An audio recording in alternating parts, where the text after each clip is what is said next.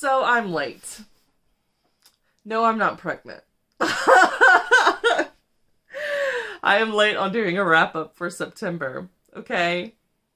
And yeah, I was gonna do it. It was planned to do in October because I was doing a video every day, but then by the time the 21st of the month came along, I was so exhausted. I was like, I'm done. And then it's pretty much been burnout season from when I stopped doing the video every day until now. So I needed like a month to recover. So I don't think I'm going to be doing a video every day in December unless I have pre-filmed those videos, which may be the case because I kind of want to get into reviewing books after I've read them. And y'all decided to put me on a challenge of reading 24 more books by the end of the year. Yeah, they're going to be short, but hopefully these short stories and novellas can get me out of my slump and it'll be worth it. We'll see what happens. But today, we're just going to be talking about the 10 books that I read during the month of September. So first off, we have Sanctuary, which I have mentioned before, but I finally actually finished the book. Absolutely love this one. If you are a Die Hard fan, then you should read this. It's like a YA Die Hard with alien invasion and people that have paranormal abilities that are teenagers, and there's some romance in it too. And there's definitely those moments of like going on a spacewalk. Okay, so yeah, fans for the 100 and Die Hard and even like the Illuminae series, if you like all three of those things, you have to go read Sanctuary. Don't be intimidated by the fact that it's over 400 pages. Trust me, it's not going to be a slog. You're going to get through it. It also has the mom, who is such a pragmatist, and I absolutely love it because I consider myself to be a pragmatist. So, yeah, you need to check that out. When I get around to reading the second book, I will probably do like a spoiler type review for the series. So that's really all I can tell you that's non-spoiler. Number 2. And I'm also going to talk about number 2, and I'm going to talk about number 4 at the same time. So I'm giving you like the order I read them in, but these are parts of a series. So that's why I'm just going to wrap these up. So before is like the prequel to the first book, which was After. And After is about what happens after the zombie virus is let loose and they're zombies. All right. So it does a little bit of a back and forth. So then Before follows her dad, and it shows you how the zombie virus got unleashed, and also gives you some details on why he was involved in this corporation and all that kind of stuff. And then Viral jumps right back in where we left off in After, where we discover that this one person that you think that you can trust may not be trustworthy, and that they have secrets to their past. So you find out what happens with that, and they're like still on the run and just trying to survive.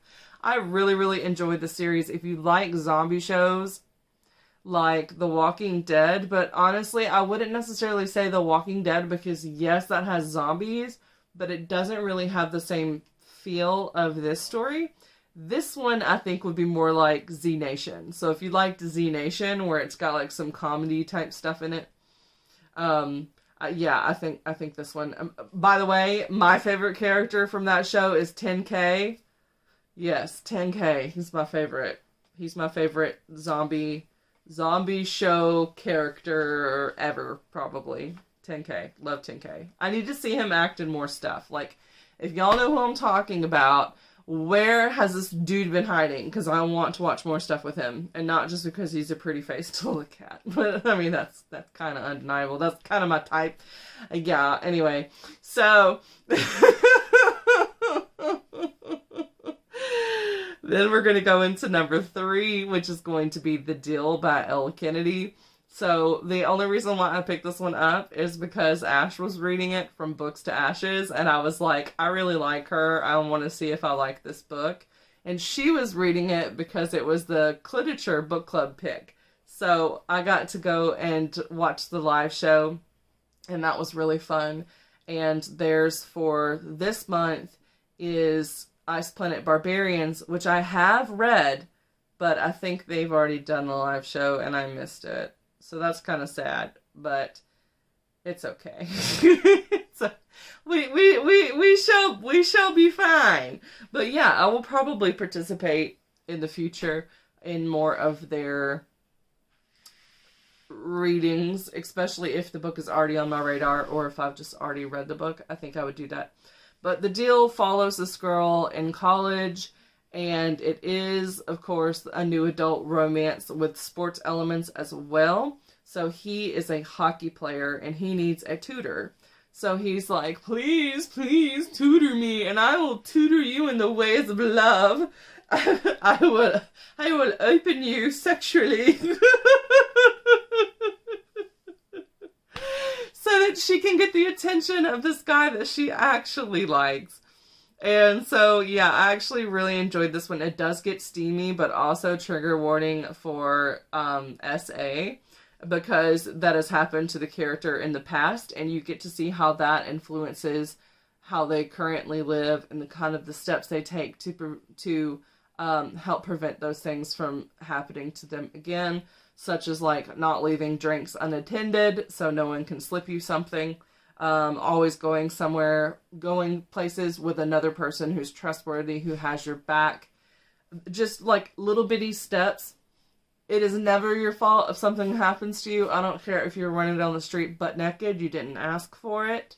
But I feel like she knows, okay, I'm going to lower my chances of this happening by taking these actions. So I feel like that just kind of shows how she's moved forward with her life, but also she's still affected by it because she has to think about these things. She has to think about, what can I do to lower the chances of this happening again? And it's sad that people even have to have those sort of thoughts, because people should know how to keep it in their pants and not attack others. But, the world we live in, right? All right. And so then we've got number 5, which is a Winter Wolf. And this one was really fun. So this girl, she's like in a car wreck with her parents and they die. This is chapter 1. They die. And so then there's these wolves that are surrounding her and she thinks they're about to like rip her to shreds. And then in comes like another pack or whatever. And someone like rescues her. And then she winds up finding out that like the guy that helps rescue her is related to her. Again, this is like the very beginning of the book. All right. So then there is a romance and then it becomes a love triangle. And so there's some friendship elements in here. There's some angst in here and there's werewolves. So that's really all I can tell you about that one. But it was definitely a thrill ride. I had so much fun and I definitely want to continue the rest of the series. I did listen to this one on audiobook and it was awesome. Also, I listened to the deal on audiobook. I forgot to mention that. But, yeah. Then we have number 6, My Evil Mother, which I also listened to on audiobook. And so this one is about this woman. She's basically talking about her mother. And her mother would tell her these things that weren't necessarily true, but she believed them as a child. And it kind of helped her to grow up in ways. And then now that she has a daughter, she's like, how can I kind of shelter her from the evils of the world?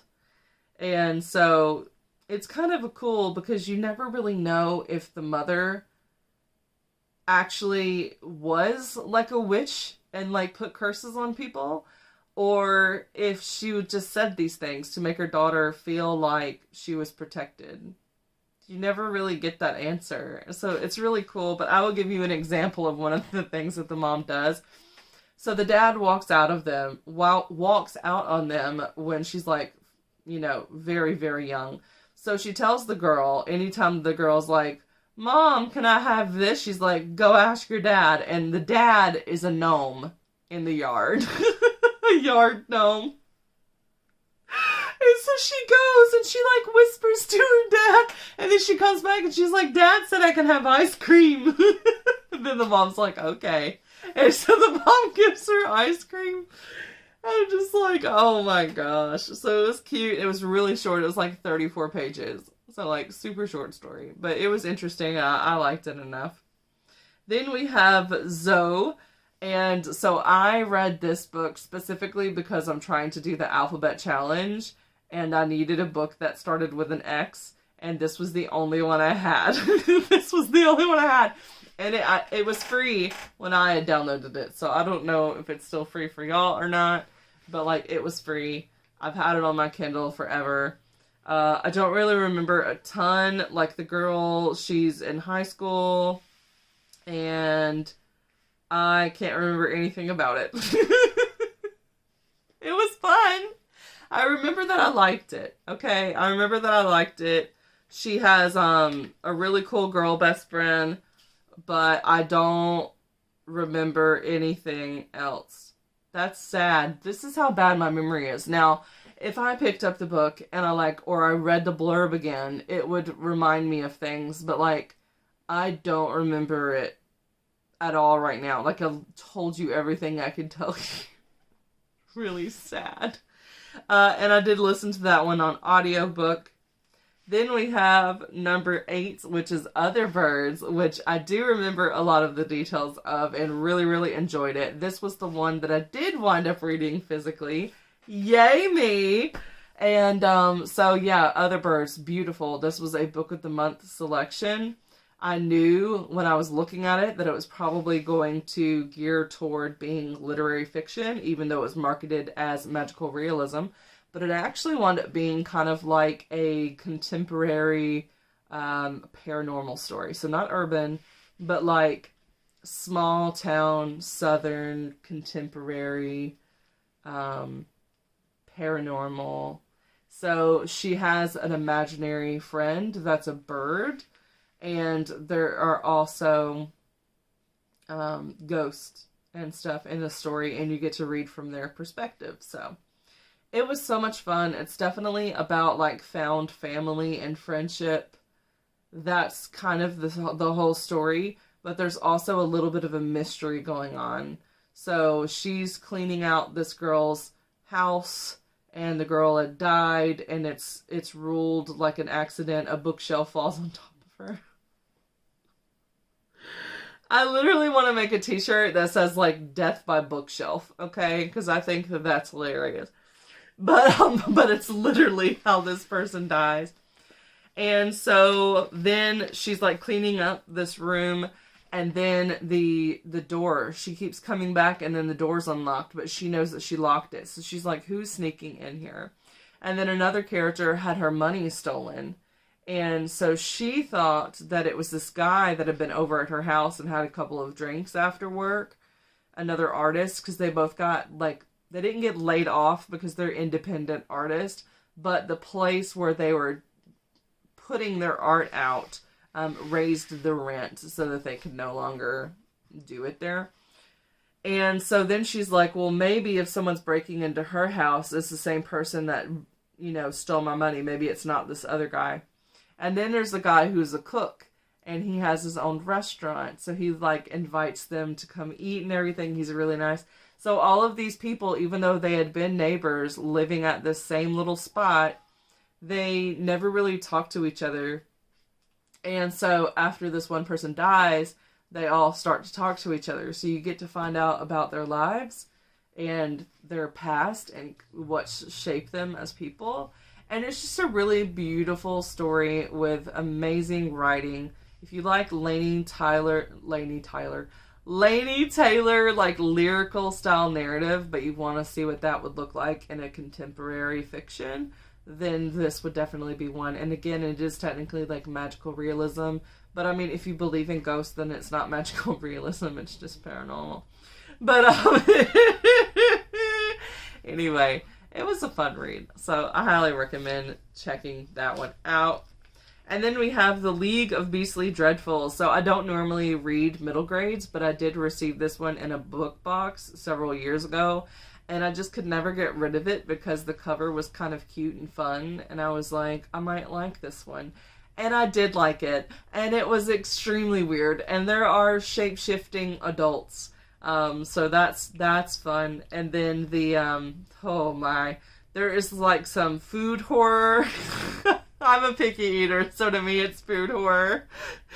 That's in the book, and there's a part where the kids like chew up X-Lax, and then they chew up this. I don't want to spoil anything, okay? But there's lots of stuff having to do with food and how they make it useful. And sometimes in very gross ways, like making the ants have diarrhea so they can try to escape the house. And then there's like a rat invasion that happens in the house. And so the ants like lock her up in her bedroom at night.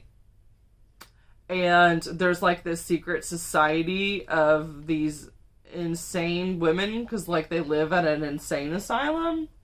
But it's just the two ants, her, and then this groundskeeper boy that wears a bird cage on his head. And then he has a shadow brother. And so, like, there's so many weird magical elements that are happening in it, but I had so much fun. If you like the Lemony Snicket series, that is like this. Like, how it's outlandish, it's over the top. Maybe a little too weird at times, but you still find yourself laughing a bit. Then that is it. This. If you get annoyed by fart jokes and just some of like the middle grade childishness, that sort of thing, then you're probably going to get super annoyed.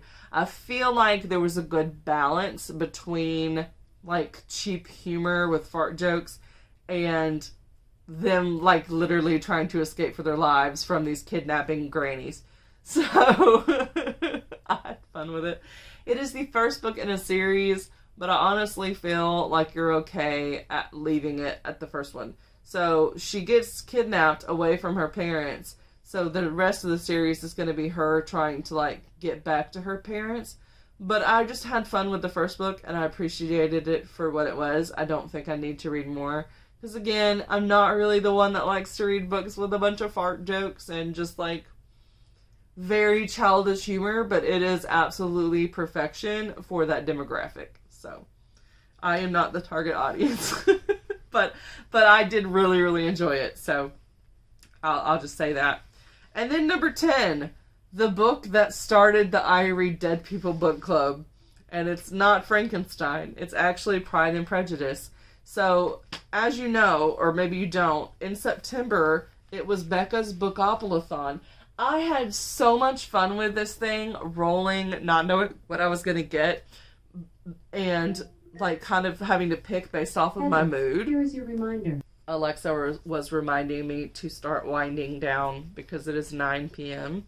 and my brain goes a mile a minute, so I kind of need like an hour to detox from energy levels and calm myself down like an hour before bed, or I'm not going to go to sleep and I'll be laying there till like 3 a.m. It's ridiculous. But anyway, yeah, so I rolled, and I can't remember what I got. I don't know what the roll was that I got for that, but whatever it was, I was like, I'm just going to go on my Kindle, and I'm going to look at the last book that I read. Not that I read, like the last book on there, so the first book that I downloaded. And it was Pride and Prejudice, and I just started laughing. I was like, are we really going to do this? Are we really going to read this book? And it also had an audiobook to it. So I started reading, I played the audiobook and I was like, oh my gosh, this is hilarious. I love this. And then I wound up actually physically reading most of it because the language was just so easy to fly through. Like it felt like I was reading commercial fiction, even though the story was written in like 1818. So yeah. I had fun with it. I'm pretty sure everybody knows about Pride and Prejudice with the whole, like, Mr. Darcy thing. What I will say about this book that people don't normally say is that I am not the one who's, like, all head over heels about Elizabeth and Mr. Darcy. No, I am all here for Mr. Bingley and Jane. I said it. I said it. Why do we not talk more about Mr. Bingley? Okay? He is the type of man we should be putting on the pedestal, not Mr. Darcy. No. I didn't get the whole, like, it was insta-love. Okay, it was insta-love. But with him and Jane, I don't know, I just liked it. They were funny. They were just funny and cute, and I liked them together. So, I'm all about Mr. Bingley. He's hilarious, and that is the man I ship to be like a book boyfriend, okay? Not Mr. Darcy. Mr. Darcy is fine, don't get me wrong, but I feel like the movies do a better job than the book does in that facet. So, as far as the book goes, I would probably rate it like a 3-star. So, not the best, definitely not the worst, and I did enjoy it. But I felt like the romance could have been so much better than what it was. It just kind of felt like, oh, I'm in love with you, and I'm a nice guy, and then she's like, okay, you're a nice guy, I understand now, let's get married, and I'm like, what? I understand why he liked her. He was able to observe things about her, like the fact that she didn't care if she didn't fit in with high society. She cared about her sister and would, get muddy and hop on a horse in a rainstorm to come see her sister if her sister was sick. Like, I get why he found things to like about her from the get-go and have time to develop those feelings. But when it came to her, they had like 4 conversations the whole book. And I'm like, why? Why? Like, women, do you just want a man who, like, ignores you? I'm just like, I don't understand. It's like, I need the brooding, silent type who never talks. I have to do all the work. And then they do a couple of nice things, and then they're like a godly status. And I'm just like,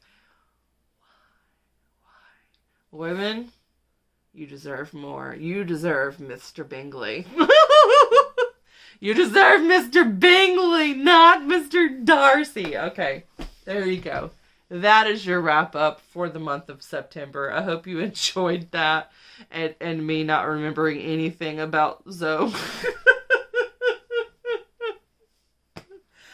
Oh, just know that I liked it, okay? And I might continue the series. I have the next 2 books because at some point I wound up getting the first like 3 books in the series. I think there's like 6 books. I got like the first 3 in like a bind up edition for free, like a free download through BookBub or something. I have no idea, but anyway, that is your September wrap up. Hope you enjoy. I will see you all in the next video. Don't forget to like, subscribe, comment, tell your friends. Let me know how your day's going. I'll see you all in the next one. What did you read? Bye!